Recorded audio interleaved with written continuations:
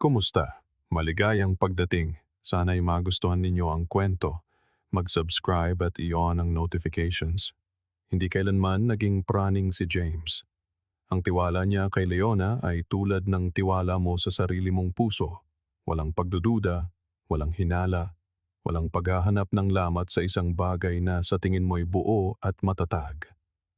Maganda ang kanilang kwento, isa sa mga tila isinulat para magtagal, ang klase ng mag-asawa na kinaiinggitan ng marami. Sila yung laging nakangiting dumarating sa mga birthday party na nagpapalitan ng makahulugang tingin sa gitna ng magulong buhay. Pero nang hapong iyon, habang nakaupo sa sofa ng sala, naramdaman ni James na may nabasag sa loob niya. Biglang dumating si Gavin, ang matalik niyang kaibigan mula pa noong kolehiyo. Maputla ang mukha nito, umiiwas ang mga mata sa direktang tingin, at ang boses niya, na karaniway matatag, ay nanginginig na tila may bitbit na bigat na hindi kayang sabihin. Inakala ni James na baka personal na problema, baka may nawala o masamang balita, pero hindi siya handa sa sasabihin nito. Pabalik-balik si Gavin sa paglakad. Isinasuklay ang kamay sa buhok na tila inaayos ang isip bago ito bigkasin. Pagkatapos ay bigla siyang huminto at tumingin kay James nang may ekspresyong pinaghalong pagsisisi, sakit at katapatan. Makinig ka. Nakita ko si Leona kagabi sa isang bar malapit sa Jefferson Street. Hindi siya nag-iisa. Kumunot ang noo ni James, nalilito. Okay. Sinong kasama niya? Isang lalaki. At sobrang lapit nila sa isa't isa, alam mo yon? Sobrang lapit. Ang katahimikang sumunod sa mga salitang iyon ay napakabigat, na para bang sinisiksik nito ang hangin sa buong silid. Hindi sumagot si James. Nakatitig lang siya kay Gavin, naghihintay ng karugtong, umaasa sa isang lohikal na paliwanag na magpapagaan sa lahat at gagawing isang simpleng hindi pagkakaunawaan, pero nagpatuloy si Gavin. Naghalikan sila, James, sa paraang hindi mo may pagkakamali. Hindi lang isang simpleng halik, hindi isang mahabang yakap. Ito ay malalim. Isang bagay na hindi mo ginagawa sa isang kaibigan o katrabaho. Ayaw kong maniwala ka sa akin. Pero nanatili ako sa labas, nanonood, sinusubukang humanap ng ibang paliwanag. Pero wala. Dahan-dahang bumao ng mga salita ni Gavin, na para bang bawat pantig ay isang pakong dahan-dahang ibinabaon. Parang nanlabo ang mundo ni James. Naramdaman niyang nanikip ang kanyang sikmura, pinagpawisan ng mga kamay, at isang pakiramdam ng malayang pagbagsak ang bumalot sa kanyang katawan. Para siyang walang katapusang nahuhulog sa isang bangin na 5 minuto lang ang nakalipas ay hindi naman umiral. Gusto niyang sumigaw. Gusto niyang itanggi. Gusto niyang sabihin na napagkamalan lang ni Gavin si Leona. Pero kilala niya ang tingin ng kanyang kaibigan. Iyon ang tingin ng isang taong nagsasabi ng totoo, kahit pa ang kapalit nito ay ang pagdurog sa puso ng iba. Huminga ng malalim si James, sinusubukang kontrolin ang sarili. Nag-iisip ang kanyang isipan ng 1,000 bagay. May mga senyales ba? May pagbabago ba sa kilos ni Leona? Paglayo? Mga kakatuwang dahilan? Walang pumasok sa isip niya. Walang anumang makabuluhan. Sa katunayan, sa mga nakaraang araw, tila mas naging malambing pa nga ito, mas maalaga, mas matamis, na parang may tinatakpan. Lalo lang sumama ang pakiramdam ni James. Sigurado ka? Tanong niya, mabigat ang boses. Tumango lang si Gavin, ang mga mata niya'y puno ng lungkot. Sana hindi, pero nakita ko. At alam kong kung ako ang nasa sitwasyon mo, gagawin mo rin to para sa akin. Ang tiwala ay parang isang kastilyo. Inaabot ng taon para itayo, pero isang lamat lang, isang maliit na lamat ay sapat na para masira ang buong istruktura. Hindi alam ni James ang gagawin. Hindi niya alam kung dapat na ba niyang harapin agad si Leona, kung dapat ba siyang umiyak, sumigaw o gumuho, pero alam niyang kailangan niya ng mga sagot. At ayaw niyang manggaling ang mga ito sa bibig ng iba kundi kay Leona mismo. Nang gabing iyon, wala siyang sinabi. Nagpanggap siyang maayos ang lahat. Sabay silang naghapunan, nag-usap tungkol sa mga walang kwentang bagay. At si Leona ay tila normal, natural. Ngunit ngayon, naalerto ang kanyang isipan. Nagsimula nang mapansin ni James ang mga detalyeng dati hindi niya nakikita. Ang paraan ng pagtingin niya sa kanyang telepono, ang pilit ng ngiti kapag may sinasabi siyang mas malalim, ang panandaliang pagkawala ng atensyon sa gitna ng mahahalagang usapan. Walang kapansin-pansin pero ngayon, lahat ay tila kahina-hinala. At sa katahimikang iyon, sa tensyonadong kalmadong iyon, nagdesisyon si James. Hindi niya pa ito haharapin. Gusto niya ng pruweba. Gusto niya ng kasiguraduhan. Gusto niyang makita ang katotohanan gamit ang sarili niyang mga mata para pagdating ng tamang panahon, hawak niya ang lahat ng baraha. At tahimik, nilagyan niya ng GPS tracker ang kotse ni Leona. Hindi niya kailanman inakala na gagawin niya ito, pero hindi niya rin naman inakala na pagtataksilan siya. Habang nakatitig sa kisame ng kanilang kwarto sa gitna ng gabi, napagtanto ni James na may nagbabago na sa kanya. Para bang isang piraso ng kanyang kawalang malay ang namatay, at sa lugar nito, isang tahimik at halos malupit na determinasyon ang lumago, ang determinasyong alamin kung hanggang saan at kanino umabot ang babaeng minamahal niya. Wala siyang ideya kung ano ang kanyang matutuklasan. Kinaumagahan, nagising si James na masikip ang dibdib at mabigat ang ulo, na para bang magdamag siyang tumatakbo mula sa isang hindi nakikitang apoy. Lumamig ang kape sa mesa, hindi nagalaw, habang nakatulala siya sa kawalan, pinabagabag ng mga desisyong gagawin niya sa araw na iyon. Pakiramdam niya'y pinagtaksilan siya, pero gusto pa rin niyang makita ito ng sarili niyang mga mata. Hindi sapat na narinig niya lang kay Gavin. Hindi sapat ang guni-guni. Gusto niya ng purong katotohanan na walang puwang para sa pagdududa.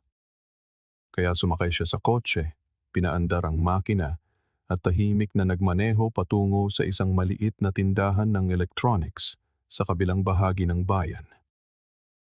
Pinili niya ang pinakatagong lugar, malayo sa sinumang maaaring makakilala sa kanya. Humingi siya ng tulong sa tindero ng walang masyadong detalye. Kailangan ko ng vehicle tracker, maliit. Kailangan kong ma-monitor in real time mula sa phone ko. Pinakitaan siya ng ilang pagpipilian at pinili ni James ang pinakamaliit, pinakatahimik at pinakahindi kapansin-pansin. Nagbayad siya ng cash. Hindi humingi ng resibo. Umalis siya na may isang simpleng pakete sa bulsa ng kanyang jacket at isang plano na tumatakbo sa kanyang isip na parang orasan. Nang gabing iyon, nasa bahay si Leona, nakabalot ng tuwalya ang buhok. Nagkukwento tungkol sa isang bagong skincare product na binili niya. Nagpanggap si James na interesado, tumawa sa isang simpleng biro, at itinuloy ang pag-arte na may husay ng isang sanay na aktor. Maliligo na ako, sabi niya, at nawala sa pasilyo habang tumango si James at bahagyang ngumiti. Doon nagsimulang kumabog ang kanyang puso. Hawak ang GPS tracker, nagtungo siya sa garahe, mabibigat ngunit tahimik ang mga hakbang. Binuksan niya ang pinto ng kotse gamit ang duplicate na susi na itinago niya mula pa noong unang mga buwan ng kanilang pagsasama. Ang katahimikan ng gabi ay tila mapanukso. Bawat maliit na tunog, ang langit-ngit ng sahig, ang kalansing ng metal, ay parang isang sigaw sa kanyang pandinig. Binuksan niya ang glove compartment, pagkatapos ang side panel sa tabi ng upuan ng pasahero. Naisip niyang ilagay ang aparato sa ilalim ng upuan, ngunit pinili niyang isiksik ito sa likod ng center panel, sa pagitan ng mga wire ng stereo at ng aircon. isang masikip na lugar. Hindi nakikita, perpekto. Nang matapos niya itong ikabit, nakarinig siya ng mga yabag sa pasilyo. Natigilan siya. Nanlamig ang kanyang dugo. Kumalabog ang kanyang dibdib. Sa isang sandali, natakot siyang maagang natapos si Leona sa pagligo at papunta na sa garahe. Nanatili siyang hindi gumagalaw, tensyonado ang katawan, ang mga kalamnan ay matigas na parang bato. Narinig niyang bumukas ang pinto ng kusina o baka hangin lang iyon. Pagkatapos, isang mahinang tunog ng gripo. Baka nasa kusina lang siya, kumukuha ng tubig. Hindi sigurado si James sa kahit ano, maliban sa kailangan na niyang matapos at umalis. Humihinga ng mahina hanggat maaari, isinara niya ang panel, pinunasa ng anumang fingerprints gamit ang manggas ng kanyang damit, at maingat na lumabas ng kotse. Sinusubukang huwag gumawa ng ingay habang isinasara ang pinto. Bawat hakbang pabalik sa sala ay parang isang pagsubok ng buhay o kamatayan. Nang sa wakas ay makapasok siya sa bahay, narinig niyang tumawag si Leona. "Honey, nakita mo ba yung suklay ko?" Napalunok si James, pilit nang ngumiti, at sumagot, "Baka nasa banyo sa pasilyo. Ginamit mo doon kagabi, di ba?" Nagpasalamat ito at sa loob-loob niya nakaramdam siya ng ginhawa. Muntik na. Sobrang muntik na. Mula ng gabing iyon, ang telepono ni James ay naging karugtong ng kanyang mga mata. Ipinapakita ng GPS app ang galaw ng kotse ni Leona sa real time na para bang tahimik siyang nakaupo sa likod at nagmamasid sa lahat. Sa unang 3 araw, walang kakaiba. Umaalis si Leona para sa trabaho, umuuwi sa hapon, nagluluto ng hapunan, at maagang natutulog, mag-isa, walang pagliko, walang paghinto, walang nakikitang pagtataksil. Ang kanyang routine ay predictable at nakakainip pa nga. Nagsimulang magduda si James sa lahat. Baka nagkamali lang si Gavin. Baka ibang babae talaga ang nakita niya. O baka may naramdaman si Leona na kakaiba. Nararamdaman kaya niya ang maingat kong mga tingin, ang peke kong tono? Pareho ba kaming naglalaro? Ngunit sa ika-4 na gabi, nagbago ang lahat. Nakahiga si James sa sofa, nakatutok sa screen ng kanyang telepono, nang pumasok si Leona na naka-makeup na, suot ang isang asul na damit na ilang buwan na niyang hindi nakikita. "Lalabas ako kasama ang mga kaibigan ko. Simple lang, sa isang bar para lang mag-relax," sabi niya, habang kinukuha ang kanyang pitaka at ngumingiti na parang walang itinatago. Nakipagsabayan si James, umarteng nagulat at kaswal na sinabing, "Mag-ingat ka." Nang makaalis siya, naghintay si James ng eksaktong 3 minuto. Kinuha niya ang susi ng kanyang kotse, dumaan sa kabilang kalye, at binuksan ang tracker mula sa kanyang dashboard. Diretso sa downtown ang kotse ni Leona. Walang duda. Ito ang parehong bar na inilarawan ni Gavin. Pumarada si James, 2 kanto ang layo, nagsuot ng sombrero para hindi makatawag ng pansin, at nanatili doon, nagmamasid. Maingay ang kalye, tawanan, musika, kumikislap na mga ilaw. Nakita niyang bumaba si Leona sa kanyang kotse at pumasok sa bar, mag-isa. Makalipas ang kalahating oras, lumabas siya na may kasama. Matangkad ang lalaki, nakasuot ng leather jacket at may kumpiyansa sa paglakad. Naramdaman ni James na bumaliktad ang kanyang sikmura. Tahimik niya silang sinundan patungo sa parking lot, kung saan sumakay sila sa isang madilim na kotseng nakaparada sa anino. Hindi niya alam kung ano ang aasahan, ngunit nanatili siyang nanonood. Pagkatapos, ang pinakamasamang eksena ng kanyang buhay ay naganap sa harap ng kanyang mga mata. Pumasok si Leona sa likod na upuan. Sumunod ang lalaki. Doon, sa dilim ng parking lot, nagsimulang umalog ang kotse. Nanlabo ang mga bintana. Ang kanilang mga anino ay gumalaw sa paraang hindi nagiiwan ng anumang duda. Natigilan si James. Para bang huminto ang oras, na para bang tumigil ang buong mundo para lang masaksihan ng nakakakilabot na tanawin. Nagliliyab ang galit sa kanyang dibdib. Nang walang pag-aalinlangan, lumapit siya sa kotse, mabigat ang paghinga, at kinatok ng malakas ang bintana sa likuran. Natigilan ang mga anino sa loob. Dahan-dahang bumaba ang bintana. Nanlaki ang mga mata ni Leona nang makita siya, at bago pa man siya makapagsalita, nagsimulang pumalakpak si James. May mapait at mapanuyang ngiti na gumuhit sa kanyang muka. "Bravo," sabi niya, na parang tinatapos ang isang karumal-dumal na dula. Ang lalaki, gulat na gulat, ay binuksan ang pinto at tumakbo. Si Leona, tulala, ay hinila ang kanyang damit pababa, sinusubukang takpan ang sarili, pero huli na ang lahat. Tumalikod si James at umalis. Wala na siyang sinabing iba. Ang sakit na mismo ang nagsalita para sa kanya. Ang imaheng iyon ay mananatili kay James magpakailanman. Si Leona, halos hubad, ganap na lantad, nagmamadaling takpan ang sarili habang pumapalakpak siya na may punit na dibdib at durog na puso. Ang lalaki ay tumakas na parang daga, hindi man lang lumingon, at si Leona, nanatili doon na nanginginig, nawawala, hindi makapagsalita.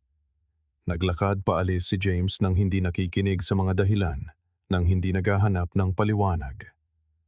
Wala na siyang iniwang puwang para sa duda. Iyon ang purong katotohanan. Nakita niya ito nang walang filter, walang dahilan, walang haka-haka, tanging katotohanan. At mas masakit ito kaysa sa anumang bangungot. Hindi umuwi si Leona ng gabing iyon. Nanatili siya sa kotse ng halos kalahating oras. Hindi gumagalaw na parang estatwa, lukot ang damit. Ang muka ay nakasubsob sa kanyang mga kamay. Hindi siya humagolgol ng malakas, ngunit nanginginig siya na parang isang taong nawalan ng lahat ng paninindigan. Ang ingay ng mga tao sa paligid ay hindi tumagos. Para bang tumahimik ang mundo para panoorin siyang bumagsak. Nang sa wakas ay pinaandar niya ang makina at umalis. Hindi siya pumunta sa bahay ng isang kaibigan o sa apartment ni Derek. Ang lalaking tumakbo kanina lang. Nagmaneho siya ng walang direksyon sa loob ng halos 2 oras. Tahimik na umiiyak. Naliligaw sa sarili niyang pagsisisi. Natulog siya sa loob ng kotse. Sa isang gasolinahan, ang muka'y basang-basa sa kumalat na makeup, ang puso'y durog sa pagsisising huli na nang dumating. Sa unang pagkakataon, naramdaman niya ang eksaktong mararamdaman ni James sa mga susunod na araw, pinagtaksilan ng sarili dahil alam niya. Alam niyang mahal siya ni James. Alam niyang tapat ito, na kahit pagod at kung minsay tahimik, siya ang lalaking laging nasa tabi niya. Ngunit sa isang punto, pinili niya ang landas na madali, ang pinakaduwag. Kinaumagahan, bumalik siya sa bahay. Wala na si James. Hindi nagalaw ang kama. Wala na ang mga damit niya sa aparador. Wala na ang kanyang toothbrush sa banyo. Isang kawalan ang sumisigaw sa bawat sulok. Isang kawalan na nagsasabing, "Nakita ko ang lahat at tapos na tayo." Tinawagan niya ito. Minsan, 2 beses, 7 beses. Walang sagot. Nagpadala siya ng maikling mensahe, pagkatapos ay mahaba, pagkatapos ay desperado. Wala. Nawala si James na parang bula, pero alam niyang hindi galit ang nagpatago sa kanya. Ito ay pag-iingat sa sarili. Sinusubukan niyang huminga at siya ang naging bagyo. Ginugol niya ang buong araw sa sofa sa sala, nakatiklop ang mga binti, ang muka ay nakasubsob sa unan. Hindi siya kumain, hindi sumagot ng mga tawag. Paulit-ulit lang niyang binabalikan ng bawat hakbang na sana'y ginawa niya ng iba. Iniisip kung gaano kalaki ang nawala sa kanya dahil hindi siya nagsalita, hindi humingi ng tulong, hindi nagkaroon ng lakas ng loob na sabihin, "Pakiramdam ko'y hungkag ako, pakiusap, tingnan mo ulit ako." At nang dumating ang gabi, alam na niya. Alam niyang hindi na ito babalik. Alam niyang lahat ng kanilang binuo ay gumuho sa harap nila. At ngayon, ang natitira na lang ay katahimikan. Isang katahimikang siya mismo ang lumikha. Siya, sa kabilang panig ng bayan, ay pumipirma na ng mga papeles na magiging opisyal sa lahat. Walang sigawan, walang away. Tanging sakit at isang tuldok sa isang kwentong hindi nila inakalang isusulat. Ang hindi alam ni Leona, o marahil alam niya, ngunit piniling balewalain, ay ang trahedyang ito, na ngayon ay kumakalat na parang mabagal na lason, ay nagsimula bago pa man ang gabing iyon sa kotse, bago pa ang halik sa bar, bago pa ang kape nila ni Derek. Nagsimula ito sa isang taong itinuring niyang hindi makakasakit.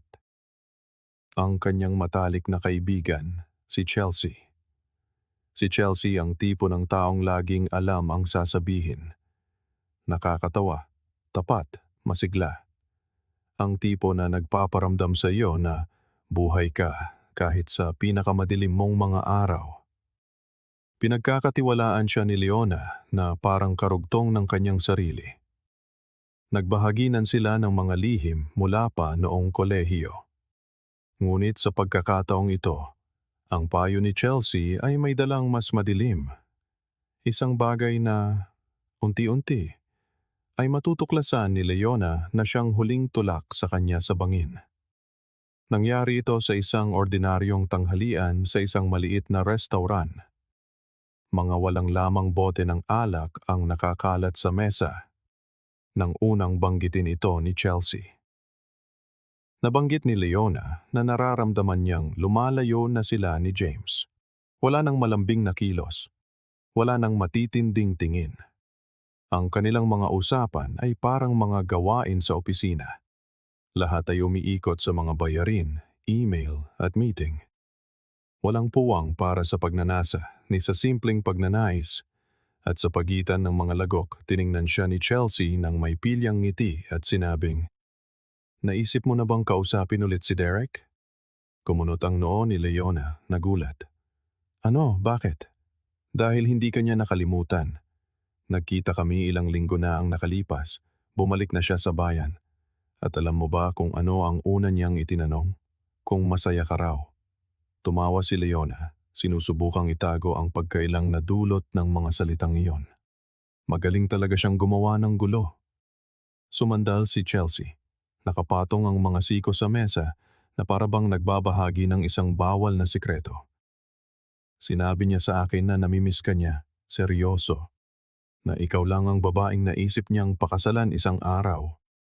Umalingaw-ngaw ang mga salitang iyon sa isipan ni Leona sa loob ng ilang araw. Alam niyang marupok siya. Pakiramdam niya ay hindi siya nakikita sa sarili niyang pagsasama. Ngunit alam din niya na si Derek ang tipo ng lalaki na alam kung paano sumingit sa mga lamat. Laging alam kung saan titira at sa pagkakataong ito, dumating siya na may tulak mula sa isang taong itinuturing ni Leona na kapatid. Ganoon nangyari. Ang unang text, ang unang pagpapalitan ng tingin, ang unang kape, ang unang pagkakamali. Ngunit ang hindi niya kailanman nalaman ay kung ano talaga ang nasa likod ng pagkikitang iyon. Ilang araw matapos mahuli ni James at mapanood na gumuho ang kanyang buhay, hinanap ni Leona si Derek. Kailangan niya ng mga sagot, hindi lang para maintindihan ang kanyang nagawa, kundi para maintindihan kung ano talaga ang gusto nito. Para lang ba sa kasiyahan o may iba pang motibo sa likod ng kanyang mapang-akit na kilos? Natagpuan niya si Derek sa isang simpleng bar, malayo sa mga mapanuring mata. Mukha itong mas kalmado, halos payapa na parang isang taong tinanggap na ang kanyang papel sa kwento. Nang umupo si Leona, isang mabigat na katahimikan ang namagitan sa kanila, hanggang sa wakas ay binasag niya ito sa isang simpleng tanong na dala ang lahat ng kanyang pagdududa. "Bakit ka nagpakita ngayon?" Hindi nag-atubili si Derek. "Dahil si Chelsea ang kumontak sa akin." Nanlaki ang mga mata ni Leona sa pagkalito. "Anong ibig mong sabihin si Chelsea?" "Lumapit siya sa akin, sinabing malungkot ka raw, na nag-iisa ka, na namimiss mo ako, na iniisip mo pa rin ako."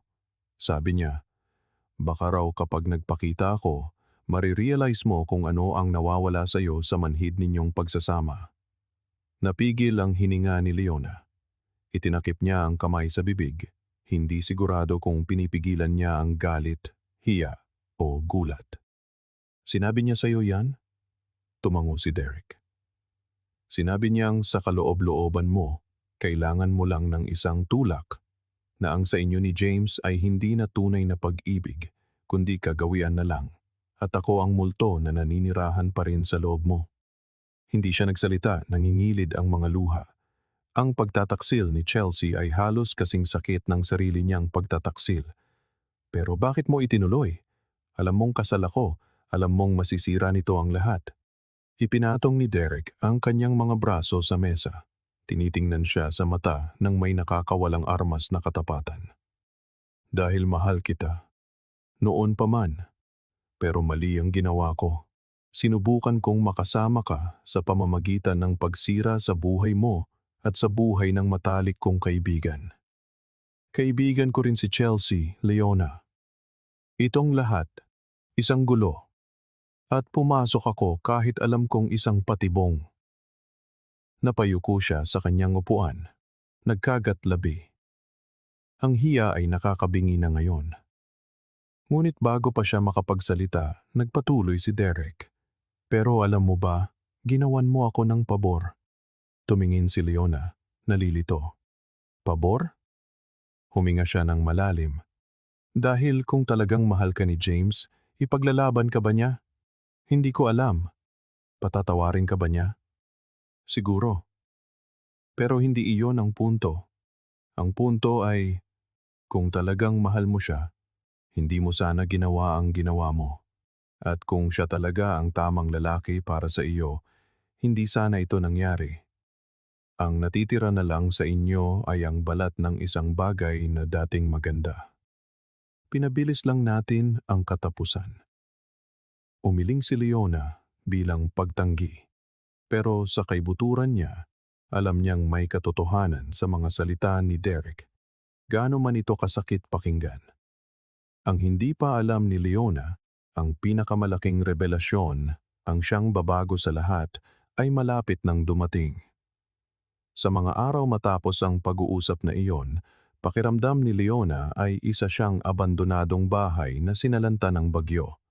Bawat alaala nila ni James ay sumusugat na parang paglakad sa bubog.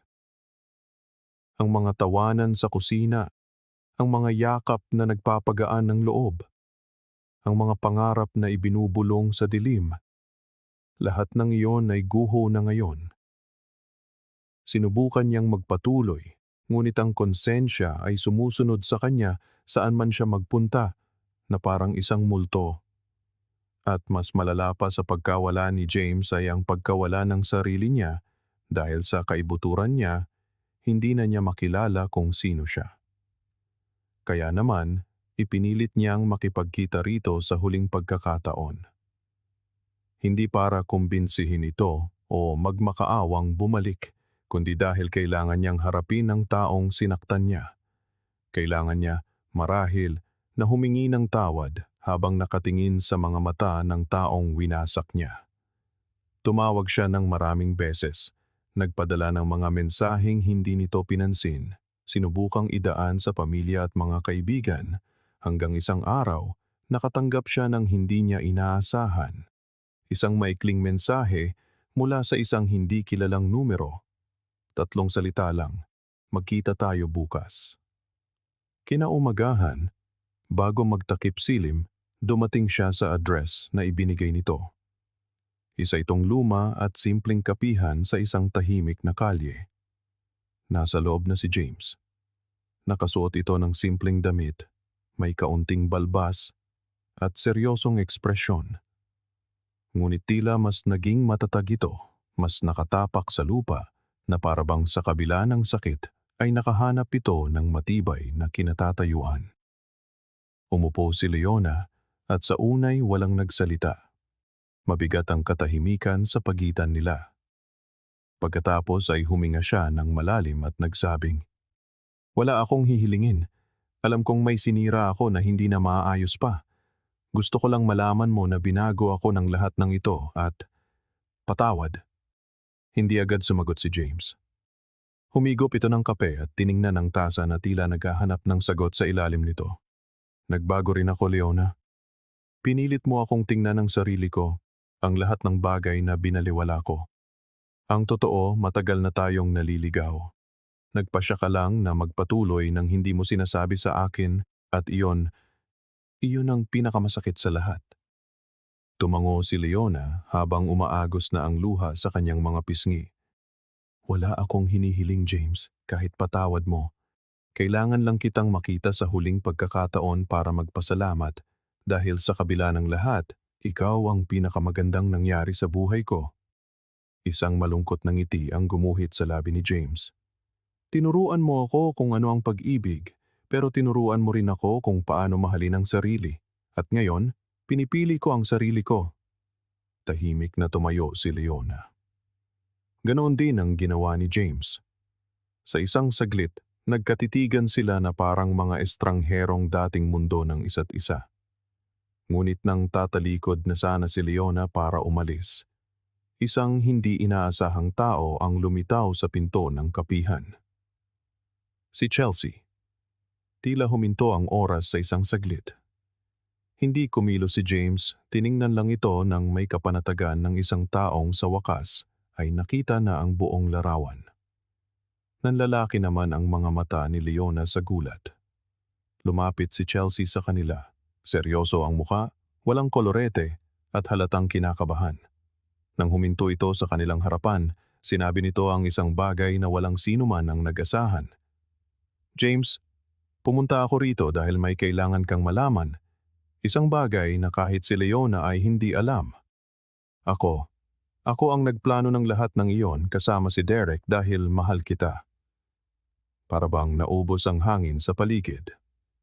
Alam kong kapag itinulak ko si Leona pabalik sa ex niya, malaki ang tsansang magkakamali siya. Sinamantala ko iyon. Nagsinungaling ako sa kanya, minanipula ko siya. At nang malaman mo, inakala ko na baka pagkatapos ng lahat sa akin ka natitingin. Napatras si Leona. Ano? Nanginginig na tiningnan ni Chelsea ang kaibigan. Hindi ko kayang makita kayong magkasama.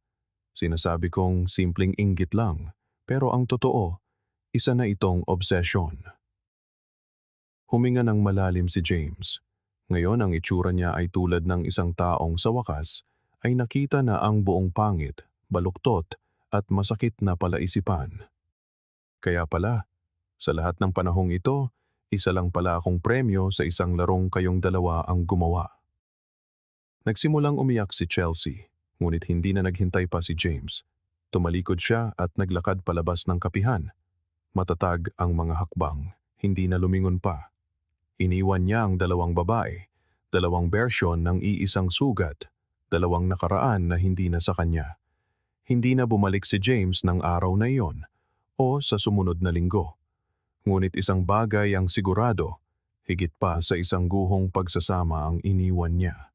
Iniwan niya ang bigat ng pagsubok na intindihin ang mga bagay na walang katuturan at sa paggawa noon, nakahanap siya ng isang bagay na iilan lang ang nakakahanap matapos ang matinding sakit, katahimikan. Dahil minsan, ang pinakadakilang tagumpay ay ang simpleng pag-alis ng buo mula sa isang lugar kung saan sinubukan kang wasakin ng tuluyan. Salamat sa panonood.